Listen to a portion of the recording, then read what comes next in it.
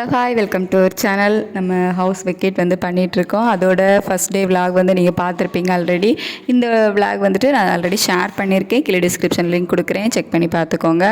இந்த வீடியோவில் நம்ம செகண்ட் டே பற்றி தான் பார்க்க போகிறோம். நான் ப்ரீவியஸ் வீடியோலேயே சொல்லியிருந்தேன், நம்ம ஒரு 3-4 நாளுக்கு முன்னாடியே இந்த க்ளீனிங் ஒர்க் எல்லாமே ஸ்டார்ட் பண்ணிவிட்டேன். ஏன்னா பேபி வச்சுட்டு என்னால் ஹரிபரியாக அந்த ஒர்க் பார்க்க முடியாது. அப்படிங்கிறதுனால ரொம்ப ரிலாக்ஸாக பார்க்கணும் அப்படின்னு சொல்லிட்டு ஒரு 4 days முன்னாடியிலேருந்தே ஸ்டார்ட் பண்ணிட்டேன்.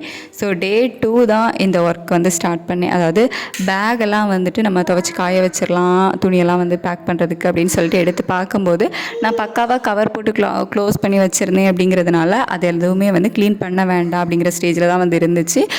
நல்லா தான் இருந்துச்சு. எந்த ஒரு டஸ்ட்டுமே அந்த கவருக்குள்ளே போயிட்டு பேக் மேலே படியலை. சரி, அப்படியே எடுத்துகிட்டு போய்க்கலாம் அப்படின்ட்டு. ஏன்னா திருப்பி ஊருக்கு கொண்டு வந்தப்புறம் நம்ம அதை வாஷ் பண்ணுற மாதிரி தான் இருக்கும். ஏன்னா நம்ம ட்ராவலில் அந்த பேக் எல்லாமே அழுக்காகும். அந்த டைமில் வாஷ் பண்ணுற மாதிரி இருக்கும். ஸோ வீட்டுக்கு போயிட்டு வாஷ் பண்ணிக்கலாம், இப்போ வாஷ் பண்ண வேண்டாம் அப்படின்னு முடிவு பண்ணி ட்ரெஸ் எல்லாமே எடுத்து வைக்கிற வேலையை ஸ்டார்ட் பண்ணிட்டேன். அதுக்குள்ளே தான் என் பேபி பண்ண வேலைகள் இது.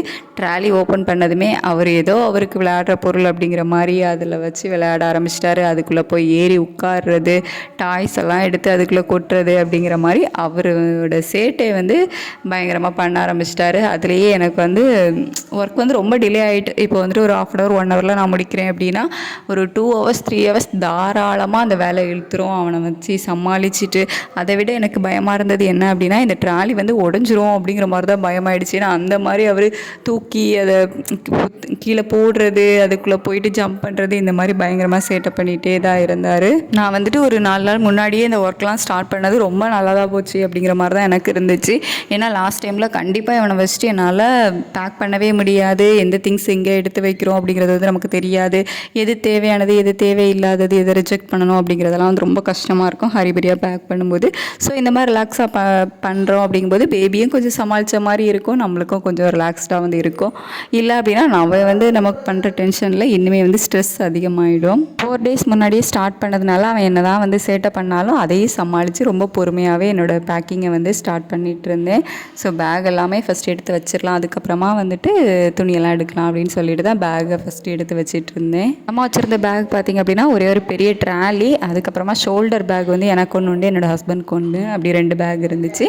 அதுக்கப்புறமா இந்த துணி கடையிலலாம் கொடுப்பாங்கள்ல ஒரு ட்ராவல் பேக், அவ்வளோதான் நம்ம வச்சுருந்த பேக்கே.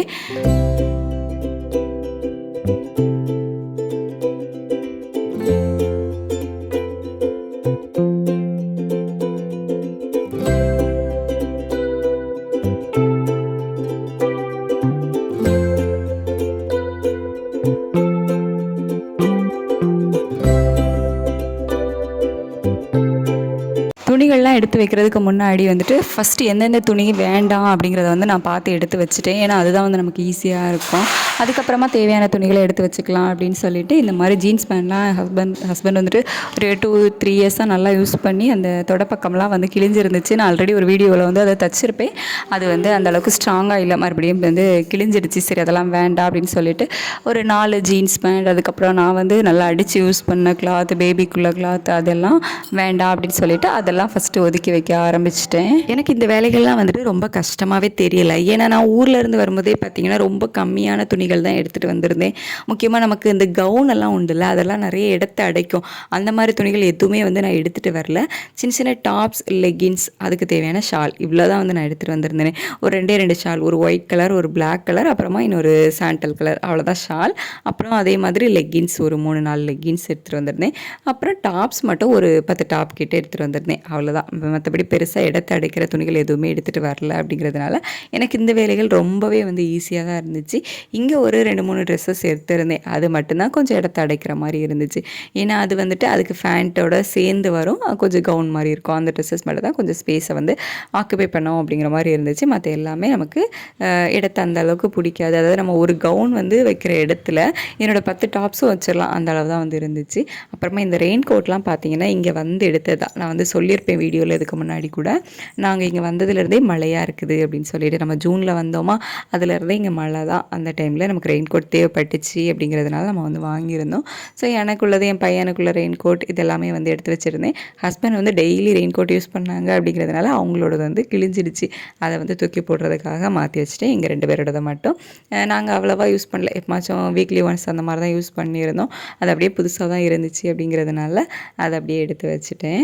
நம்ம எப்போவுமே வெளியூர் போகிறோம், எங்கேயாவது ஸ்டே பண்ண போகிறோம் அப்படிங்கும்போது ரொம்ப வெயிட்டான கிளாத்ஸ், இந்த இடத்த அடைக்கிற மாதிரி திங்ஸ் எல்லாம் எடுத்துகிட்டு போனோம் அப்படின்னா நமக்கு அதை தூக்கி திரிகிறதே வந்து பெரிய வேலையாக இருக்கும். இந்த மாதிரி ஷிஃப்ட் ஆகி போகும்போதெல்லாம் ரொம்ப கஷ்டமாக இருக்கும். ஸோ இந்த மாதிரி நம்ம ஃபஸ்ட்டே பிளான் பண்ணி பண்ணுறோம் அப்படிங்கும்போது நமக்கு கடைசியில் ஷிஃப்ட் ஆகி போகும்போதும் ரொம்பவே ஈஸியாக இருக்கும். ஸோ எனக்கும் வந்துட்டு அது ரொம்பவே யூஸ்ஃபுல்லாக இருந்துச்சு. நான் ஃபஸ்ட்டு பிளான் பண்ணி பண்ணது, அதுக்கப்புறம் திங்ஸ் எல்லாம் வந்து கம்மியாக வாங்கி வச்சது, அதெல்லாம் வந்து ரொம்பவே எனக்கு கடைசி நேரத்தில் இந்த மாதிரி நாங்கள் அங்கேருந்து ஷிஃப்ட் ஆகி ஊருக்கு வரோம் அப்படிங்கும்போது ரொம்ப யூஸ்ஃபுல்லாக இருந்துச்சு. அந்தளவுக்கு எனக்கு காசு வேஸ்ட் ஆன மாதிரி, இதெல்லாம் தேவையில்லை, இதெல்லாம் நம்ம தூக்கிட்டு போக முடியாது அப்படிங்கிற மாதிரிலாம் எனக்கு எந்த ஒரு ஃபீலிங்ஸுமே வந்து இல்லை. ரொம்பவே என்னோடய பேக்கிங் எல்லாமே ரொம்ப ஈஸியாக, ரொம்ப சிம்பிளாகவே தான் போச்சுது. பேபியை வச்சுட்டு கொஞ்சம் கஷ்டமாக இருந்துச்சு, இல்லைன்னு சொல்ல மாட்டேன். பட் அதுவும் வந்துட்டு நான் ஒரு 4 to 5 days முன்னாடியே பேக்கிங் ஸ்டார்ட் பண்ணேன் அப்படிங்கிறதுனால என்னால் மேனேஜ் பண்ண முடியும் அப்படிங்கிறது தான் வந்து இருந்துச்சு.